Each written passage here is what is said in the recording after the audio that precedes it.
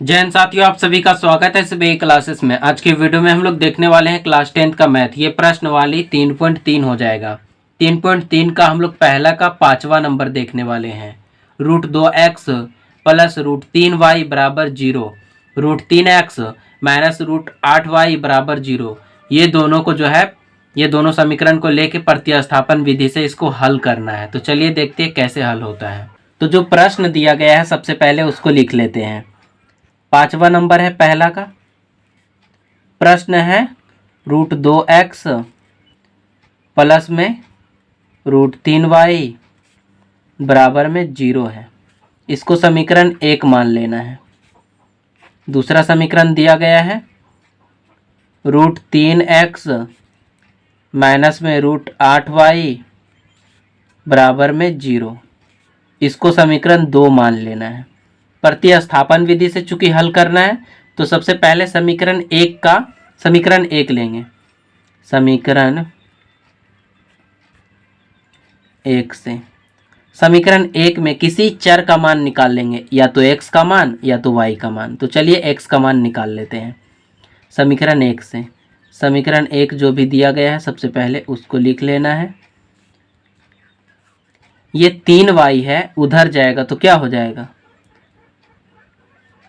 यदि 3y उधर जाएगा तो माइनस में आ जाएगा, माइनस में 3y रूट में।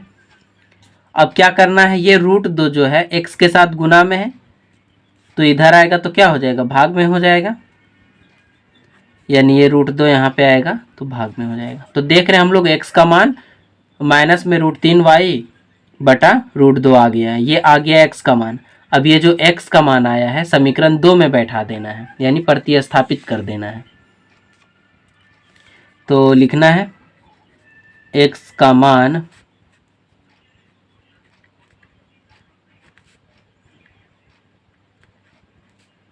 दो में रखने पर, समीकरण 2 जो है उसको पहले लिख लेना है।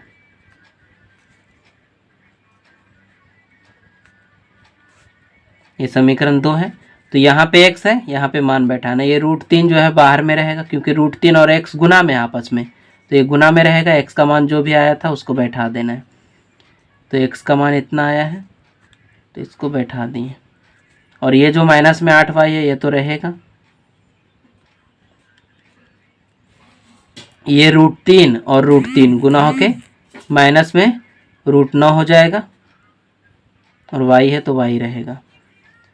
अब ये जो बटा में √2 है ये तो रहेगा ही, और माइनस में 8√y बराबर 0 हो जाएगा। अब इसके नीचे कुछ नहीं तो 1 है, इसका और इसका एलसीएम ले लेना है। तो एलसीएम कितना आ जाएगा? √2 आएगा। √2 को 1 मरते पढ़ रहे हैं, नहीं ऊपर वाला जो भी संख्या है उसको 1 मरते में गुना कर देना है, तो इतना ही रहेगा।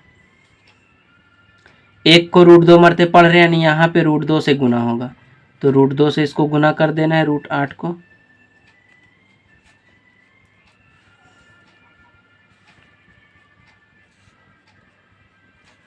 अब क्या करना है, ये इसका वर्गमूल कितना निकलेगा? 9 का 3 निकल जाएगा, और माइनस है तो माइनस रहेगा।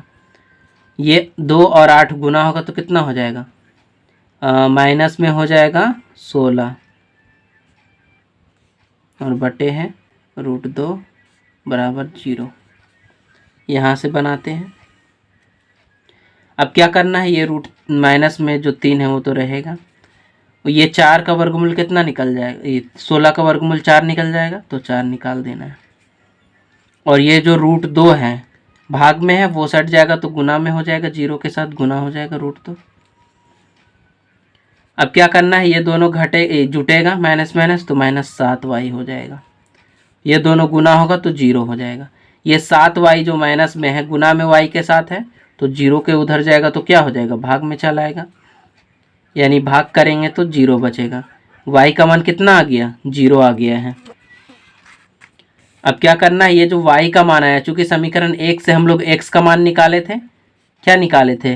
माइनस में √3y और बटे में √2 था। ये x का मान निकाले थे समीकरण 1 से। अब क्या करना है, y का मान बैठा देना। 0 आया है y के मान, तो 0 बैठा देना है।